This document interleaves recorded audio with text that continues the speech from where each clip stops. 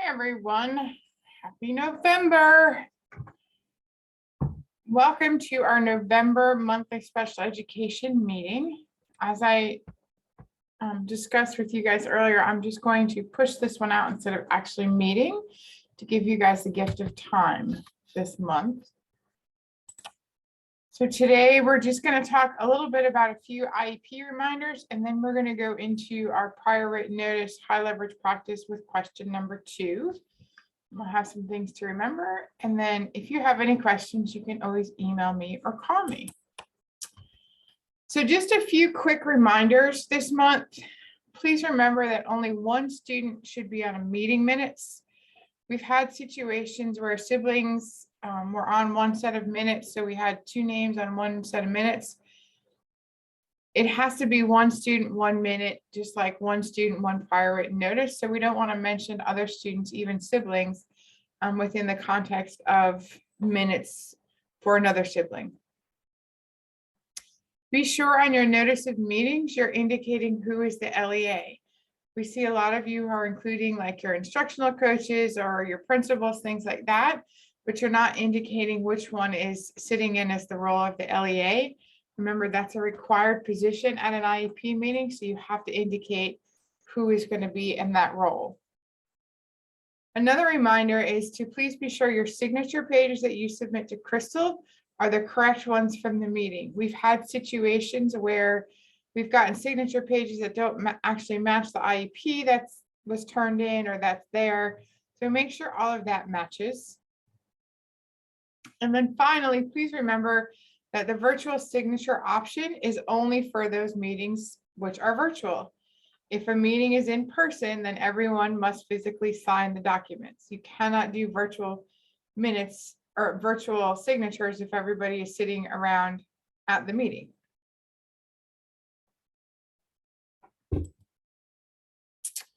So just as a reminder, high leverage practice in special ed, these are things that we focus on the last 5 to 10 minutes of each webinar.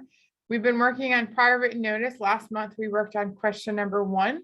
So just a few reminders again that the prior written notice must be given to the parent prior to implementing any changes or to an initial IEP.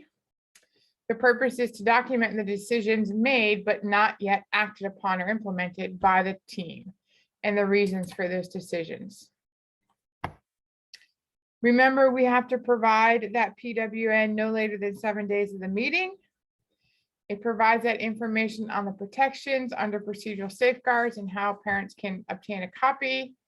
It provides sources for assistance, and it lets the district and OSIS know exactly and understand what occurred at the meeting. So when we look at question 2, like I said, last month we focused on question 1 as kind of a summary.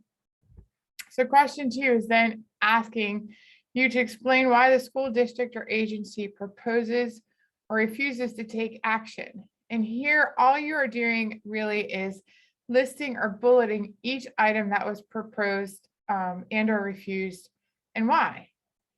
So an example, some examples would be due to Billy's below grade level academic skills, he will receive direct special education services for reading and math. Billy's reading and math skills are more than 2 years below grade level, even after receiving small group instruction and additional direct instruction on specific skill deficits over approximately 2 months. So there you see it's indicating what was proposed. It's being proposed that he received direct special ed services for reading math, and then the why. Another example is Jessie is displaying severe aggressive behavior that is disruptive in the regular education classroom. She will receive direct special education services in a special education classroom for part of the school day to help her develop appropriate skills. So that's the what was proposed. And now the why, positive behavior interventions using a behavior contract and opportunities to earn special privileges for maintaining behavioral self-control have not been effective in helping improve Jessie's behavior. So there you can see both show good examples of the what is being proposed and then the why. Here's another example. The senior will receive direct speech therapy, and the why is because her speech clarity is not at a level expected for her age. This question is fairly simple. It's not going to take you long to do. best practice is that you do your refusals or your proposals in the same order that you presented them in the first question. That way it has a nice flow to it. But some non-examples would be that you just put Lysenia needs speech therapy, or Billy is behind his classmates and needs special education. Jesse is too aggressive in regular ed.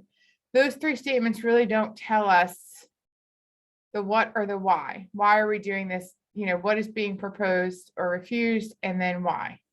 If there is a refusal, in most cases in those meetings, I'll be in with you, but you would do the same thing if you're refusing to do something. For example, if a student doesn't qualify, that type of thing. Remember to use that blind man rule. We're using parent-friendly terms. Of course, you may use bullets, and you are not writing a dissertation or a paper. Just a reminder of some of our best practices. We don't want to leave blanks or using terms such as non-acceptable, none, or NA. When asked to describe, provide that comprehensive written account. When asked to explain, provide an adequate justification or reason. Write the PWN for a reader who is not specialized, meaning avoid abbreviations and jargon, just like I talked about. Use that parent-friendly language. Make sure to proofread and avoid those cookie cutter PWN statements. Sometimes we see some copy and pasting, but also make sure your dates are correct, your names are correct.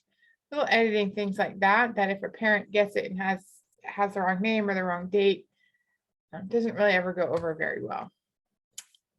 So just some basic things to remember. Again, remember we're still projecting IEPs at meetings, beginning with our interviews, which a lot of you are already into. Make sure those drafts are going home 7 days prior. Get those original signature pages to Crystal. Please be sure you're finalizing your documents in Enrich. Don't forget your Medicaid consents. And then this month, work on writing detailed prior notice with focus on questions 1 and 2. You certainly can ask me to review if you like. A lot of you took advantage of that after the last webinar, but please do that again, and I'll look at questions 1 and 2.